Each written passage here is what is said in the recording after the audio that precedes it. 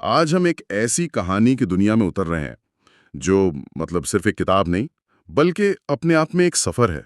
हम्म। Paulo Coelho की the alchemist. बिल्कुल। ये सैंटियागो नाम के एक गडरिये लड़के की कहानी है जो एक सपने के पीछे, आप सोचिए, स्पेन से मिस्र के पिरामिड तक चला जाता है। हाँ, एक बहुत लंबा सफर। लेकिन आज हम सिर्फ कहानी नहीं सुनाएंगे, हम इसकी परतों को खोलने की कोशिश करेंगे, इसके पीछे जो फलसफा है उसे समझेंगे। बिल्कुल। और कहानी की शुरुआत भी एक बहुत ही दिलचस्प जगह से होती है।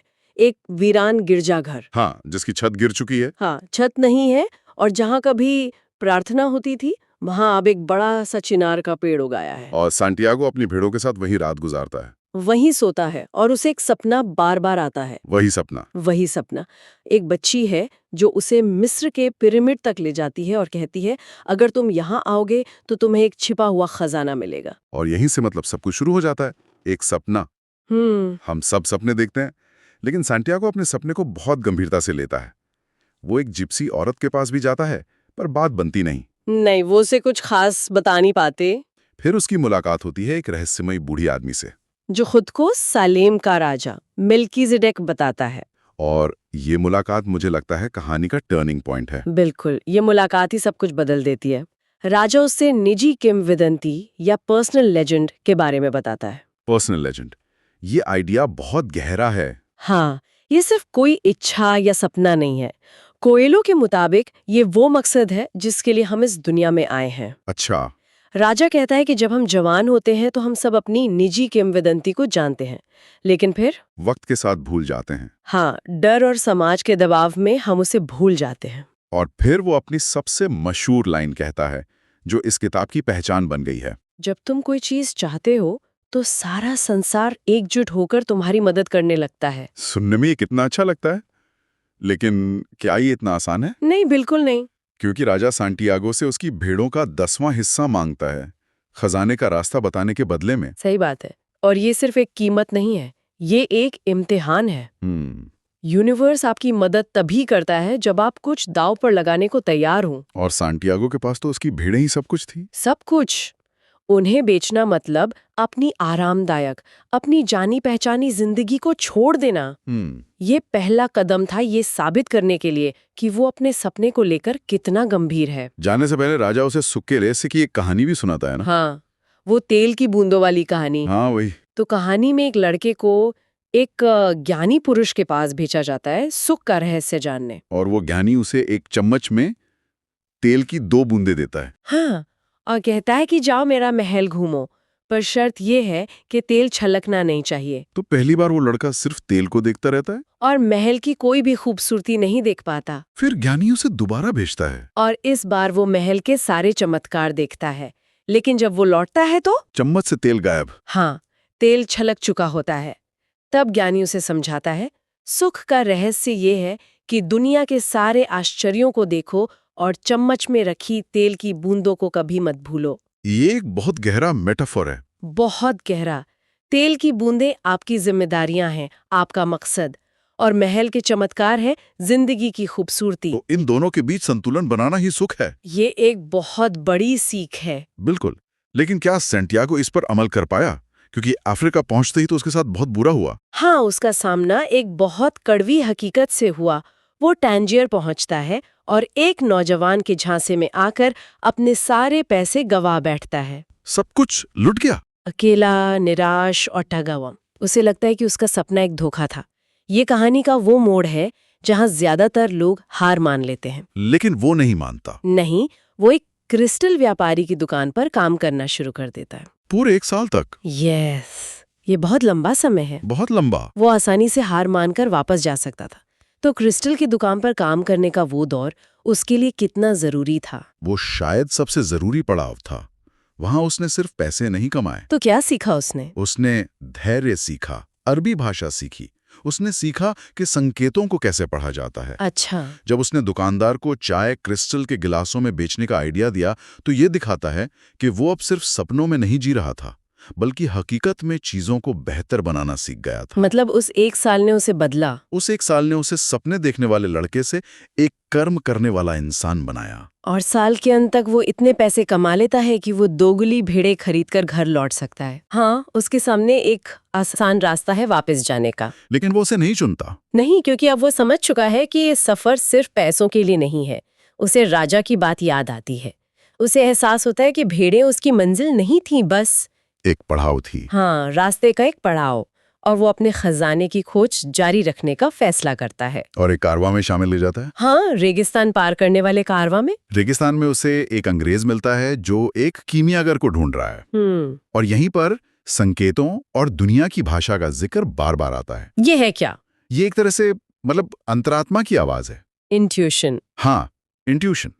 किताब के मुताबिक हर चीज, चाहे वो पत्थर हो, जानवर हो या हवा, विश्व की आत्मा से जुड़ी हुई है। और जब हम अपने दिल की सुनते हैं और अपने आसपास की दुनिया पर ध्यान देते हैं तो हमें संकेत मिलने लगते हैं जो हमें सही रास्ता दिखाते हैं। और फिर कहानी में प्यार की एंट्री होती है। हाँ, फातिमा की। कबीलाई जंग की वजह से कारवा को अल-फयूम नाम के एक नखलिस्तान में रुकना पड़ता है। और वहीं एक कुएं पर सैंटियागो की मुलाकात फातिमा से होती है और उसे पहली नजर में प्यार हो जाता है। तो वो खजाना ढूंढने निकला था और उसे फातिमा मिल गई। हाँ, और उसे लगता है कि फातिमा ही उसका खजाना है। क्या ये उसकी यात्रा से एक भटकाव था या ये भी उसकी निजी किंवदंती का ही हिस्सा था? ये एक बहुत बड़ा सवाल है जो सैंटियागो के मन में भी आता है। उसे लगता है कि उसे आगे जाने की जरूरत ही नहीं है। और यहीं पर कीमियागर यानी एल्केमिस्ट की एंट्री होती है। अच्छा। वो सैंटियागो को समझाता है कि सच्चा प्यार किसी को उसके मकसद से रोकता नहीं, बल्कि उसे पूरा करने के लिए प्रेरित करता है। और फातिमा भी इस बात को समझती है। हाँ, एक रेगिस्तानी औरत होने के नाते वो ये जानती है।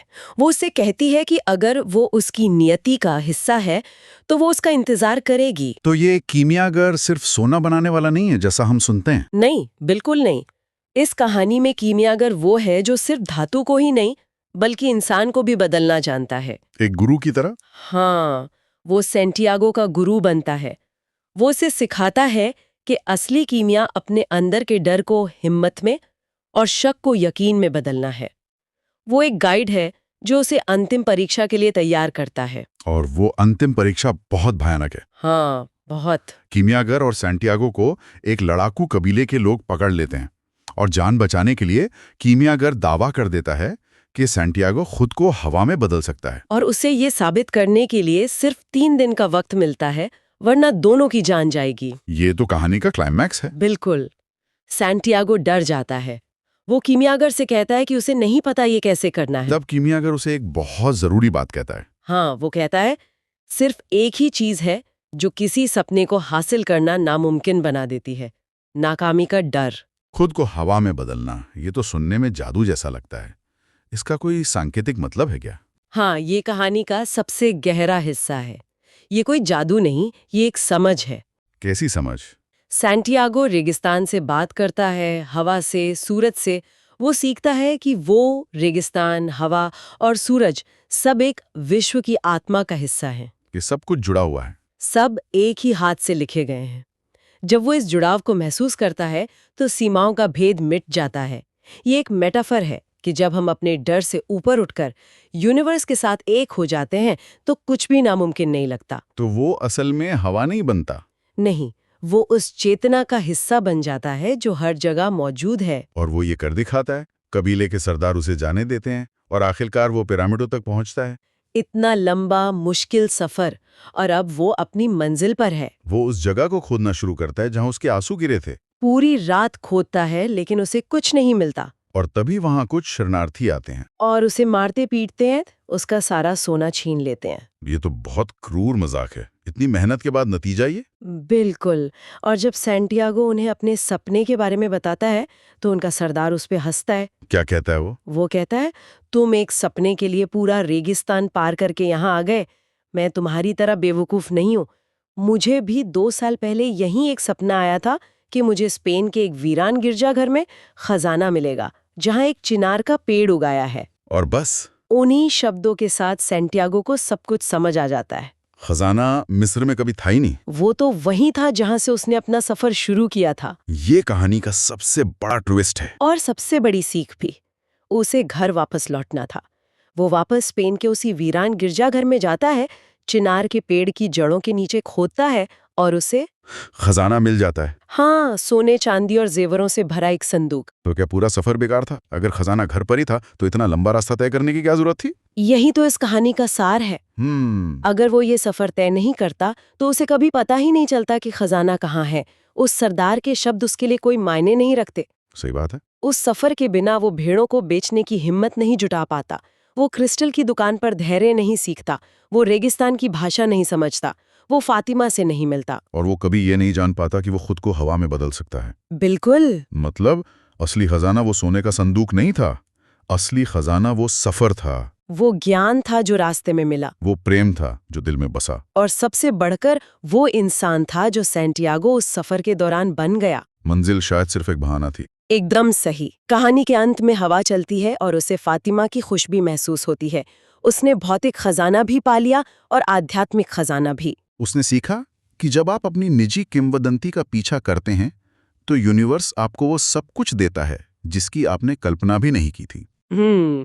सैंटियागो की यात्रा हमें बताती है कि कई बार हमें बहुत दूर जाना पड़ता है, सिर्फ ये समझने के लिए कि जिसे हम ढूंढ रहे थे वो हमेशा से हमारे बहुत करीब था। और ये कहानी हम सबके लिए एक सवाल छोड़ जाती है। क्या हम अपनी निजी किंवदंती को पहचानते हैं?